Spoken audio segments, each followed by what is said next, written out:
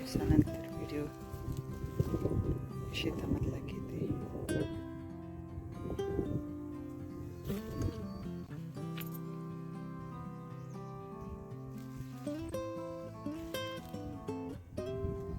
म्हणजे फेब्रुवारी बराचसा उन्हाळा चालू झालेला आहे आणि माळाभर असल्यामुळं सगळ्यांची पिके पूर्ण निघालेली आहे.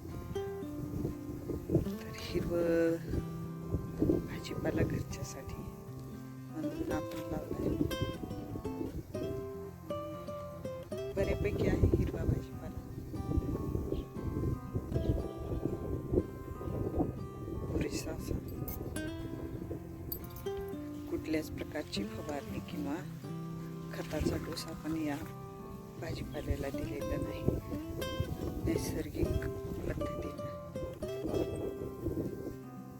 जसा येईल तसा घ्यावा हा उद्देश होता. रासायनिक कुठलीच फवारणी किंवा खते याला द्यायचं नव्हतं म्हणून हा भाजीपाला आपण घेतलेला आहे.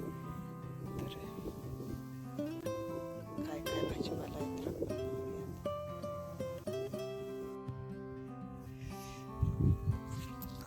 ही गवारीची छोटी छोटी झाडे आहेत. अजून काही याला शेंगा लागलेल्या नाही, सुरुवात आहे.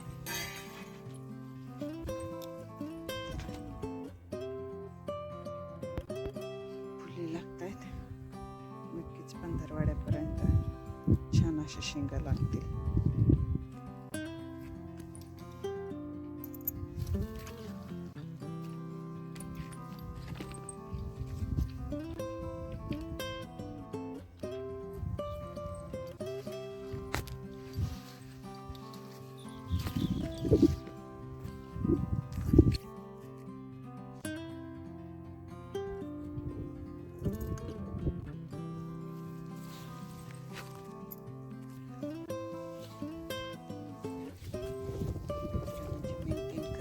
गरजेचं असते. बघता बघता गवत येते.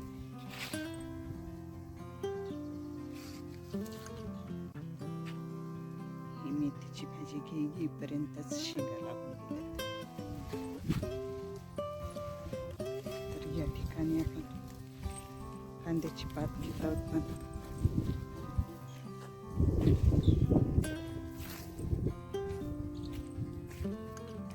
बरीचशी इतर झाडे आल्यामुळं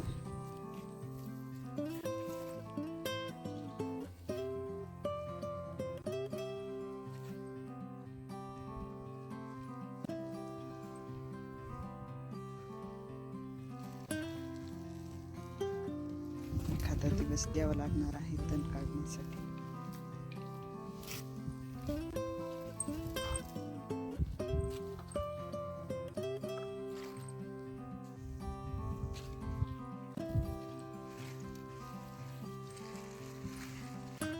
खाली किती कांदा मोठा झाला हे काही आपल्याला कळत नाही. तर कांदा आलं पुरेशी होती एवढी.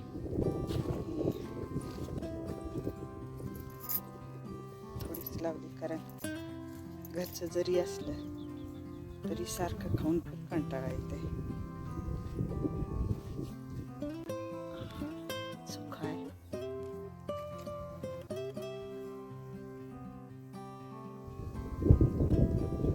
आपल्याला पुरेसा मोहरीची झाडं भरपूर आली.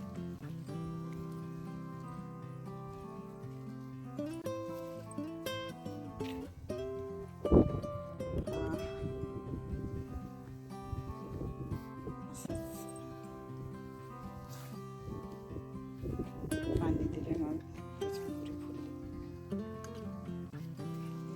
आपण पाहू शकतो छोटासा वेल आलेला आहे. मी काही काढून लावला नाही दुसरीकडे किंवा काढून टाकला.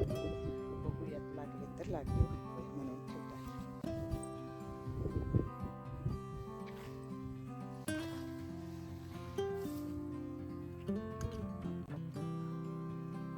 दोन चार दिवस नाही आले. बऱ्यापैकी मेथीची भाजी मोठी झालेली. मोठी झाली म्हणजे फुलं लागतात बऱ्याच ठिकाणी. हा लसूण आणि मेथी.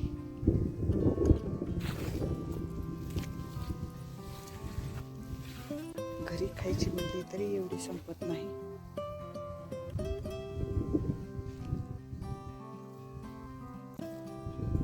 हे पाहताय आपण शेपू आणि मेथी मिक्स. बऱ्यापैकी शेपू पण आलेली आहे. ऊन असल्यामुळं काही ठिकाणी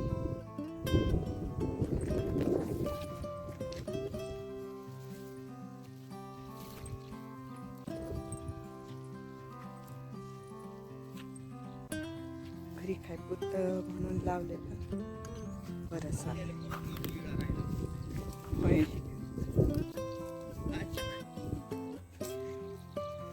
काढून ठेवा म्हणलं.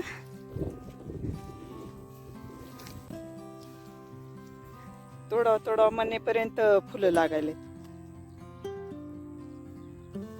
मग विळा होता म्हणजे आम्ही आलोच नव्हतो ना.